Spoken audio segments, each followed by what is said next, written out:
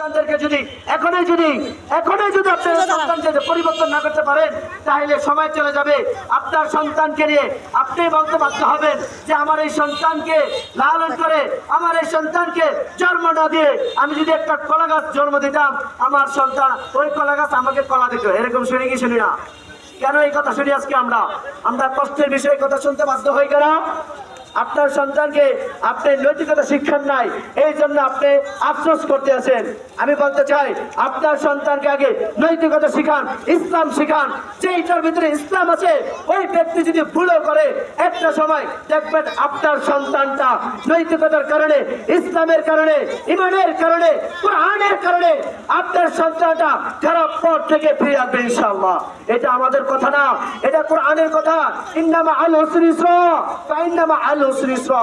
মানুষগুলো যতই বলে না কেন, মানুষ তুমি যত দূর যাও না কেন, তোমাকে পরিবর্তন করার জন্য শুধু কোরআন আছে, তোমাকে পরিবর্তন করার জন্য ইসলাম আছে। তুমি ইসলামের ভিতরে চলে আসো, তুমি কোরআনের ভিতরে চলে আসো, তুমি পরিবর্তন হতে পারবা, তুমি দেশকে ভালোবাসতে পারবা। আর যদি আমার দেশের সম্পর্কে যদি আমার জ্ঞান না থাকে, আমার ইসলামের সম্পর্কে যদি আমার জ্ঞান না থাকে, আমি যতই দেশের ভালোবাসি না কেন, আমি দেশের যতই গান বলি না কেন, আমাদের দেশের ভালোবাসা হবে না। দেশকে ভালোবাসতে হলে, দেশের নাগরিককে ভালোবাসতে হলে, দেশের পতাকাকে ভালোবাসতে হবে, এবং দেশের পতাকাকে ভালোবাসতে হলে আপনার ঘরের সন্তানকে আপনাকে পরিবর্তন করতে শিখতে হবে। আপনার সন্তানকে দেশের বিষয়ে আপনার সন্তানকে বলতে হবে, আপনার সন্তানকে বিভিন্নভাবে শিক্ষা দান করতে হবে, তাইলে আপনার সন্তান পরিবর্তন হওয়া আশা করা যায়।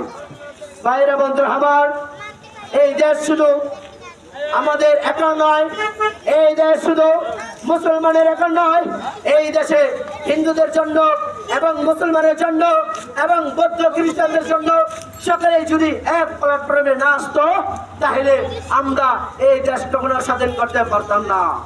এই দেশ স্বাধীন করার পিছে লক্ষ্য আছে সকল ব্যক্তিরা এক প্ল্যাটফর্মে আসার জন্য।